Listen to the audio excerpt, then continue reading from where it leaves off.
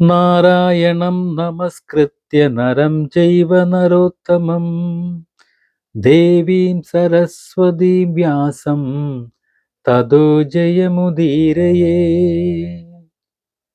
ശ്രീമദ് ഭഗവത്ഗീതയിലെ കർമ്മയോഗത്തിലെ ശ്ലോകങ്ങളാണ് നമ്മൾ പഠിച്ചുകൊണ്ടിരിക്കുന്നത്. ഭാരതീയ തത്വചിന്തയുടെ അടിസ്ഥാനശിലയായ ഭഗവത്ഗീത കേവലം ഒരു മതഗ്രന്ഥം എന്നതിലുപരി മനുഷ്യന്റെ നിത്യജീവിതത്തിലെ സംഘർഷങ്ങളെയും ധർമ്മസങ്കടങ്ങളെയും അഭിസംബോധന ചെയ്യുന്ന ഒരു മനഃശാസ്ത്ര ഗ്രന്ഥമാണ്. കുരുക്ഷേത്ര യുദ്ധക്കളത്തിൽ വെച്ച് കർത്തവ്യ കർമ്മങ്ങളിൽ നിന്ന് ഒളിച്ചോടാൻ വെമ്പുന്ന അർജുനന് ഭഗവാൻ ശ്രീകൃഷ്ണൻ നൽകുന്ന ഉപദേശമാണ് ഗീത.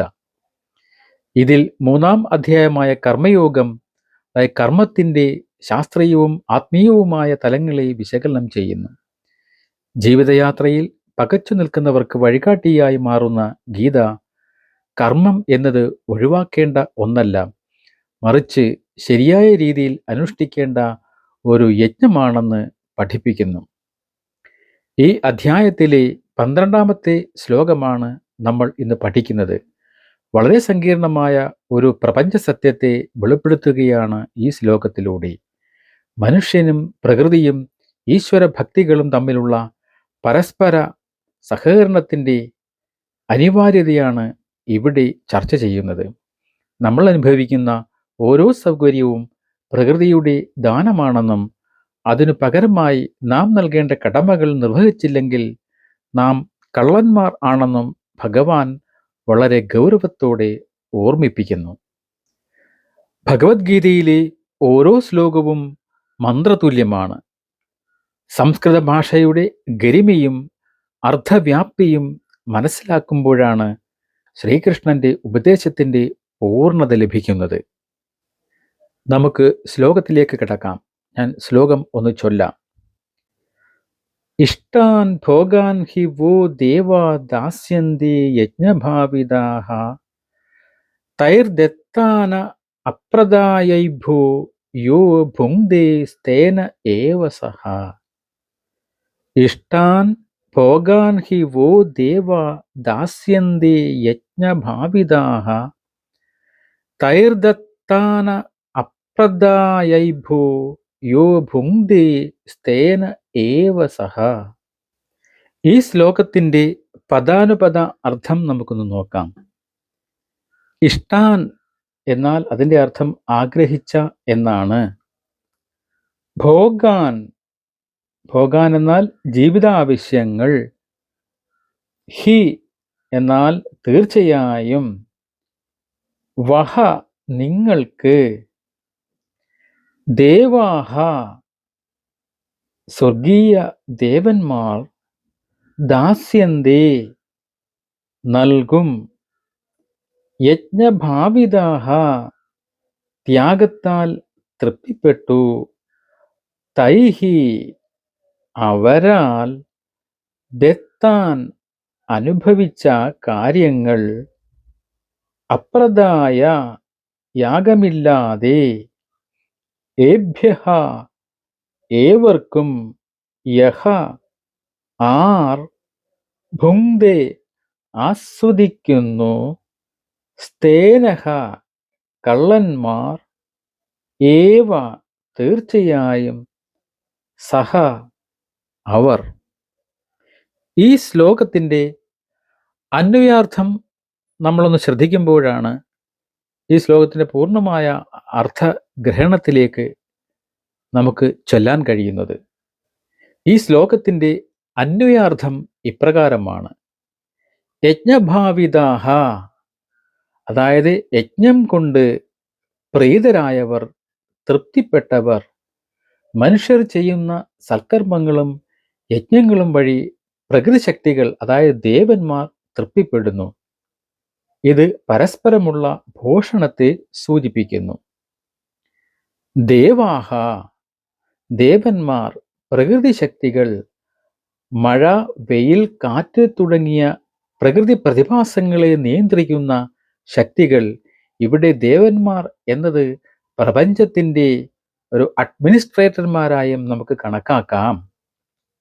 വഹ വഹ എന്നാൽ നിങ്ങൾക്ക്, മനുഷ്യരാശിക്കായി, കർമ്മം ചെയ്യുന്നവർക്കായി, ഇഷ്ടാൻ ആഗ്രഹിക്കപ്പെട്ട, ഇഷ്ടപ്പെട്ട, ജീവിതത്തിന് ആവശ്യമായതും ന്യായമായതുമായ ആഗ്രഹങ്ങൾ, ഭോഗാൻ ഭോഗങ്ങളെ അല്ലെങ്കിൽ അനുഭൂതികളെ, ഭക്ഷണം, വെള്ളം, പാർപ്പിടം തുടങ്ങി ജീവിതം നിലനിർത്താൻ ആവശ്യമായ സൗകര്യങ്ങൾ, ഹി തീർച്ചയായും, സ്പഷ്ടമായി ഈ നിയമത്തിന് മാറ്റമില്ല എന്ന് ഉറപ്പിച്ചു പറയുന്നു. അതായത് കർമ്മഫലം സുനിശ്ചിതമാണ്. ദാസ്യന്തേ നൽകും, പ്രദാനം ചെയ്യും. പ്രകൃതി ശക്തികൾ മനുഷ്യന്റെ ആവശ്യങ്ങൾ നിറവേറ്റിക്കൊടുക്കും. തൈഹി അവരാൽ, ആ ദേവന്മാരാൽ നൽകപ്പെട്ട, ദത്താൻ നൽകപ്പെട്ടവയെ, പ്രകൃതി നമുക്ക് തരുന്ന അല്ലെങ്കിൽ പ്രകൃതി നമുക്ക് തന്ന വിഭവങ്ങൾ, അത് വായു, ജലം, ധാന്യം മുതലായവയാണ്. ഏഭ്യഹ ഇവർക്കായി, അതായത് ദേവന്മാർക്കായി, തിരിച്ച് ആ ദേവന്മാർക്ക്, അപ്രദായ കൊടുക്കാതെ, സമർപ്പിക്കാതെ, കടമകൾ നിറവേറ്റാതെ അനുഭവിക്കുന്ന അവസ്ഥ എന്ന പ്രയോഗമാണ് അപ്രദായ എന്ന പദം കൊണ്ട് അർത്ഥമാക്കുന്നത്. യഹ യാതൊരുവൻ, അത് രാജാവായാലും സാധാരണക്കാരനായാലും ബാധകമാണ്. ഭുങ്ക്തേ അനുഭവിക്കുന്നുവോ അല്ലെങ്കിൽ ഭക്ഷിക്കുന്നുവോ, സ്വാർത്ഥലാഭത്തിനായി മാത്രം ഉപയോഗിക്കുന്നത്, സഹ അവൻ, ആ വ്യക്തി, സ്തേനഹ കള്ളൻ അല്ലെങ്കിൽ മോഷ്ടാവ് എന്നറിയപ്പെടുന്നു. മറ്റൊരാളുടെ മുതലിൽ അവകാശമില്ലാതെ കൈകടത്തുന്നവൻ. ഇവിടെ വളരെ ശക്തമായ ഭാഷയാണ് ഭഗവാൻ ഉപയോഗിച്ചിരിക്കുന്നത്. ഏവ തന്നെ അല്ലെങ്കിൽ തീർച്ചയായും, അതിൽ സംശയമില്ല, അവൻ കള്ളൻ തന്നെയാണ്. അന്വഖാന അർത്ഥം ഇപ്രകാരം പറയാം. മനുഷ്യർ ചെയ്യുന്ന യജ്ഞങ്ങൾ, അതായത് സൽക്കർമ്മങ്ങളായാലും ത്യാഗങ്ങളായാലും, ആ യജ്ഞം കൊണ്ട് തൃപ്തിപ്പെടുന്ന ദേവന്മാർ, ഇവിടെ പ്രകൃതി ശക്തികൾ നിങ്ങൾക്ക്, അതായത് മനുഷ്യർക്ക് ഇഷ്ടപ്പെട്ട എല്ലാ ഭോഗങ്ങളെയും ആവശ്യങ്ങളെയും തീർച്ചയായും നൽകുന്നതാണ്. എന്നാൽ അവരാൽ, ആ ദേവന്മാരാൽ നൽകപ്പെട്ട ആ വിഭവങ്ങളെ അവർക്ക് തിരികെ ഒന്നും നൽകാതെ, യജ്ഞമോ നന്ദിയോ ഇല്ലാതെ ആര് അനുഭവിക്കുന്നുവോ അവൻ തീർച്ചയായും ഒരു കള്ളൻ അല്ലെങ്കിൽ മോഷ്ടാവ് ആകുന്നു. ഈ ശ്ലോകത്തിൻ്റെ ദാർശനിക വിശകലനം നോക്കുമ്പോഴാണ് പ്രപഞ്ചത്തിൻ്റെ താളം നമുക്ക് മനസ്സിലാകുന്നത്. ശ്രീകൃഷ്ണൻ ഈ ശ്ലോകത്തിലൂടെ പ്രകൃതിശാസ്ത്രം ആത്മീയതയും തമ്മിലുള്ള ബന്ധത്തെയാണ് വരച്ചു കാട്ടുന്നത്. ഭാരതീയ ഋഷിമാരുടെ കാഴ്ചപ്പാടിൽ പ്രപഞ്ചം എന്നത് ഒറ്റപ്പെട്ട ദ്വീപുകളല്ല, മറിച്ച് പരസ്പരം ബന്ധപ്പെട്ട് കിടക്കുന്ന ഒരു വലിയ കണ്ണിയാണ്. ഈ ശ്ലോകം പൂർണ്ണമായി മനസ്സിലാക്കുന്നതിന് അടുത്ത ശ്ലോകങ്ങളിലേക്ക് കൂടി പോകണം, അല്ലെങ്കിൽ അതിൻ്റെ ആശയങ്ങൾ കൂടി മനസ്സിലാക്കിയാലാണ് ഈ ശ്ലോകത്തിൻ്റെ അർത്ഥം പൂർണ്ണമായി മനസ്സിലാക്കുന്നത്. ഇവിടെ ഭഗവാൻ ഒരു ചക്രം, ഒരു സൈക്കിൾ വിശദീകരിക്കുകയാണ്. അതായത് അന്നത്തിൽ നിന്ന് ജീവികൾ ഉണ്ടാകുന്നു. അന്നാത് ഭവന്തി ഭൂതാനി, മഴയിൽ നിന്ന് അന്നം ഉണ്ടാകുന്നു. പർജന്യാത് അന്ന സംഭവഃ, യജ്ഞത്തിൽ നിന്ന് മഴയുണ്ടാകുന്നു. യജ്ഞാതി ഭവതി പർജന്യോ, കർമ്മത്തിൽ നിന്ന് യജ്ഞമുണ്ടാകുന്നു.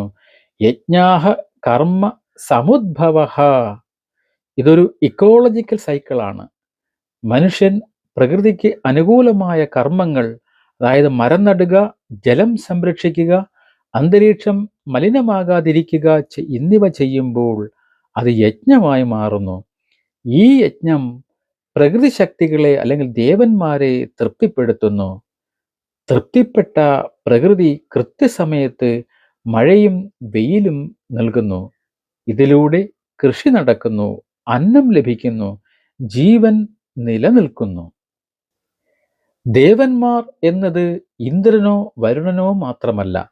ആധുനിക ശാസ്ത്രത്തിന്റെ ഭാഷയിൽ പറഞ്ഞാൽ നമ്മളെ നിലനിർത്തുന്ന പ്രകൃതി ശക്തികൾ ആണ് ഈ ദേവന്മാർ. സൂര്യൻ ഊർജം നൽകുന്നു, വായു ശ്വാസം നൽകുന്നു, വരുണൻ നമ്മുടെ ദാഹം മാറ്റുന്നു, മഴ തരുന്നു, ജലം തരുന്നു, കൃഷിക്ക് സഹായിക്കുന്നു, ഭൂമിദേവി നമുക്ക് നിൽക്കാൻ ഇടം നൽകുന്നു. ശ്രീകൃഷ്ണൻ ഇവിടെ ചോദിക്കുകയാണ്, ഇവരൊക്കെ നമുക്ക് സൗജന്യമായി സേവനം തരുന്നു, നമ്മൾ ഇവർക്ക് തിരിച്ച് എന്താണ് കൊടുക്കുന്നത് എന്ന് ഭഗവാൻ ചോദിക്കുകയാണ്. കറണ്ട് ബില്ല് KSEBിക്ക് കൊടുക്കാം, പക്ഷേ സൂര്യന് നമ്മൾ എന്ത് ബില്ല് കൊടുക്കും? വായുവിന് എന്ത് ടാക്സ് കൊടുക്കും? അതിനുള്ള മറുപടിയാണ് യജ്ഞം, നന്ദിയോടെയുള്ള ജീവിതം, പ്രകൃതി സംരക്ഷണം. ഇതാണ് നമ്മൾ കൊടുക്കേണ്ടത്. എന്തുകൊണ്ടാണ് ഭഗവാൻ കള്ളൻ എന്ന വാക്ക് ഉപയോഗിച്ചത്? ഒരു കള്ളൻ ചെയ്യുന്നത് എന്താണ്?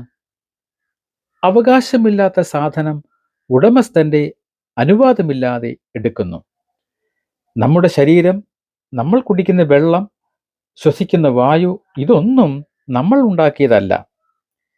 ഇത് ഈശ്വരൻ, അതായത് പ്രകൃതി നമുക്ക് താൽക്കാലികമായി തന്നതാണ്. ഇത് ഉപയോഗിക്കുമ്പോൾ ഇത് എൻ്റേതാണ് എന്ന ഭാവത്തിൽ തിരിച്ചു പ്രകൃതിക്ക് ഒന്നും കൊടുക്കാതെ ജീവിക്കുന്നവൻ പ്രപഞ്ചത്തിന്റെ സ്വത്ത് മോഷ്ടിക്കുന്നവനാണ്. സ്വാർത്ഥതയാണ് ഇവിടെ മോഷണം. പ്രിയപ്പെട്ട കുഞ്ഞുങ്ങളെ, നിങ്ങൾക്കിത് മനസ്സിലാക്കാൻ ഒരു കഥ പറയാം. പഞ്ചതന്ത്രത്തിൽ നിന്നുള്ള ഒരു കഥയാണ്. നന്ദിയില്ലാത്തവൻ എങ്ങനെയാണ് അധപ്പതിക്കുന്നതെന്ന് ഈ കഥ നിങ്ങൾക്ക് ബോധ്യപ്പെടുത്തും. ഒരിക്കൽ ഒരു കാട്ടിലൂടെ നടന്നുപോയ ഒരു ബ്രാഹ്മണൻ ഒരു വലിയ കുഴിയിൽ, അതായത് ഒരു കിണറ്റിൽ കിടക്കുന്ന 4 പേരെ കണ്ടു. ഒരു കടുവ, ഒരു കുരങ്ങൻ, ഒരു പാമ്പ്, പിന്നെ ഒരു മനുഷ്യൻ. അയാൾ ഒരു സ്വർണ്ണപ്പണിക്കാരനായിരുന്നു. അവർ കുഴിയിൽ കിടക്കുന്ന ബ്രാഹ്മണനോട് രക്ഷിക്കാൻ അപേക്ഷിച്ചു. ആദ്യം കടുവ പറഞ്ഞു, എന്നെ രക്ഷിക്കൂ, ഞാൻ ഉപദ്രവിക്കില്ല. ബ്രാഹ്മണൻ പേടിയോടെയാണെങ്കിലും കടുവയെ കരയ്ക്ക് കയറ്റി. കടുവ നന്ദി പറഞ്ഞു, എൻ്റെ ഗുഹ വടക്കുഭാഗത്തുണ്ട്, എന്താവശ്യമുണ്ടെങ്കിലും വരണം എന്ന് പറഞ്ഞ് ആ കടുവ പോയി. പിന്നെ കുരങ്ങൻ അപേക്ഷിച്ചു. ബ്രാഹ്മണൻ കുരങ്ങിനെയും രക്ഷിച്ചു. ഞാൻ മരങ്ങൾക്ക് മുകളിലുണ്ട്, വിശക്കുമ്പോൾ അങ്ങ് വരണം എന്ന് പറഞ്ഞ് കുരങ്ങനും പോയി. അടുത്തത് പാമ്പാണ്. എന്നെ രക്ഷിക്കൂ, ഞാൻ കടിക്കില്ല എന്ന് പാമ്പ് പറഞ്ഞു. ബ്രാഹ്മണൻ പാമ്പിനെയും രക്ഷിച്ചു. ആപത്ത് വരുമ്പോൾ എന്നെ ഓർത്താൽ മതി, ഞാൻ ഓടിയെത്തും എന്ന് പാമ്പ് പറഞ്ഞു. അവസാനം മനുഷ്യൻ, അതായത് സ്വർണ്ണപ്പണിക്കാരൻ കരഞ്ഞു വിളിച്ചു പറഞ്ഞു, മൃഗങ്ങളെ രക്ഷിച്ച അങ്ങ് എന്നെയും രക്ഷിക്കൂ. ബ്രാഹ്മണൻ വിചാരിച്ചു, മൃഗങ്ങളെക്കാൾ നന്ദി മനുഷ്യർക്കായിരിക്കുമല്ലോ എന്ന് കരുതി അയാളെയും രക്ഷിച്ചു. അയാൾ നഗരത്തിലെ സ്വർണ്ണപ്പണിക്കാരനാണെന്ന് പറഞ്ഞിട്ട് നടന്നുപോയി. കുറച്ചു നാളുകൾക്ക് ശേഷം ബ്രാഹ്മണന് ദാരിദ്ര്യം വന്നു. അദ്ദേഹം പണ്ട് താൻ രക്ഷിച്ച മൃഗങ്ങളെ ഓർത്തു. കുരങ്ങന്റെ അടുത്ത് ചെന്നപ്പോൾ അത് വയറു നിറയെ മധുരമുള്ള പഴങ്ങൾ നൽകി. കടുവയുടെ അടുത്തു ചെന്നപ്പോൾ കടുവ കാട്ടിൽ നിന്ന് കിട്ടിയ വിലപിടിപ്പുള്ള സ്വർണ്ണാഭരണങ്ങൾ സമ്മാനമായി നൽകി. ഒരുപക്ഷെ ഒരു വഴിപോക്കൻ ഉപേക്ഷിച്ചു പോയതായിരിക്കാം അത്. ഈ സ്വർണം വിറ്റ് പണമുണ്ടാക്കാൻ ബ്രാഹ്മണൻ സ്വർണ്ണപ്പണിക്കാരനെ സമീപിച്ചു. പണ്ട് താൻ രക്ഷിച്ചയാളാണല്ലോ. ആഭരണങ്ങൾ കണ്ടപ്പോൾ സ്വർണ്ണപ്പണിക്കാരൻ ഞെട്ടി. അത് രാജകൊട്ടാരത്തിലെ കാണാതായ രാജകുമാരന്റെ ആഭരണങ്ങളായിരുന്നു. ദുരാഗ്രഹിയായ സ്വർണ്ണപ്പണിക്കാരൻ ചിന്തിച്ചു, ഇവനെ പിടിച്ചു കൊടുത്താൽ രാജാവ് എനിക്ക് സമ്മാനം തരും. അയാൾ രാജാവിനോട് കള്ളം പറഞ്ഞു. രാജാവ് ബ്രാഹ്മണനെ കള്ളനാണെന്ന് കരുതി ജയിലിലടച്ചു, വധശിക്ഷയ്ക്ക് വിധിച്ചു.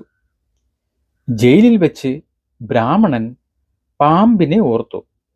ക്ഷണനേരം കൊണ്ട് പാമ്പ് അവിടെ എത്തി. കാര്യം അറിഞ്ഞ പാമ്പ് പറഞ്ഞു, അങ്ങ് വിഷമിക്കണ്ട, ഞാൻ രാജ്ഞിയെ കടിക്കാം. എൻ്റെ വിഷമിറക്കാൻ എനിക്ക് മാത്രമേ സാധിക്കൂ. ഞാൻ വിഷമെടുക്കണമെങ്കിൽ അങ്ങ് വന്ന് രാജ്ഞിയെ തൊടണം എന്ന ഒരു നിബന്ധന പറയണം. അങ്ങനെ അങ്ങ് രാജാവിൻ്റെ വിശ്വാസം നേടൂ.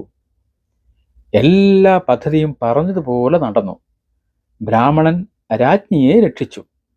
പാമ്പിനെ വരുത്തി പാമ്പ് വിഷമിറക്കി രാജ്ഞി രക്ഷപ്പെട്ടു. അപ്പോഴാണ് രാജാവിന് സത്യാവസ്ഥയെല്ലാം മനസ്സിലായത്. ആ നന്ദികെട്ട സ്വർണ്ണപ്പണിക്കാരനെ ശിക്ഷിക്കുകയും ബ്രാഹ്മണന് സമ്മാനങ്ങൾ നൽകുകയും ചെയ്തു. ഇതിൽ നിന്ന് എന്ത് ഗുണപാഠമാണ് കുട്ടികളെ നിങ്ങൾ പഠിച്ചത്?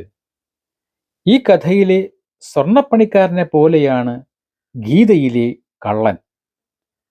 ജീവൻ തിരിച്ചു കിട്ടിയിട്ടും, അതായത് അന്ന് രക്ഷപ്പെട്ടിട്ടും, അവൻ ഉപകാരിക്ക് തിരിച്ചു ദ്രോഹമാണ് ചെയ്തത്. എന്നാൽ മൃഗങ്ങൾ, അതായത് പ്രകൃതി, സഹായിച്ചവന് തിരിച്ചു ഉപകാരം ചെയ്തു. ഭഗവാൻ പറയുന്നു, നമ്മൾ പ്രകൃതിയിൽ നിന്ന് എല്ലാം വാങ്ങുന്നു, പക്ഷേ തിരിച്ചു കൊടുക്കുന്നില്ലെങ്കിൽ നമ്മൾ ആ സ്വർണ്ണപ്പണിക്കാരനെ പോലെ നന്ദി കെട്ടവരാകും. മറ്റൊരു കഥ എനിക്ക് നിങ്ങളോട് പറയാനുള്ളത് ഭാഗവതത്തിലെ ഒരു കഥയാണ്. നൃഗൻ എന്ന രാജാവ് വലിയ ദാനശീലനായിരുന്നു. ആയിരക്കണക്കിന് പശുക്കളെ അദ്ദേഹം ബ്രാഹ്മണർക്ക് ദാനം ചെയ്തു. ഒരിക്കൽ ദാനം ചെയ്ത ഒരു പശു അറിയാതെ തിരിച്ച് രാജാവിൻ്റെ തൊഴുത്തിൽ വന്നുപെട്ടു. ഇതറിയാതെ രാജാവ് ആ പശുവിനെ മറ്റൊരു ബ്രാഹ്മണന് ദാനം ചെയ്തു. രണ്ട് ബ്രാഹ്മണരും പശുവിന് വേണ്ടി തർക്കമായി.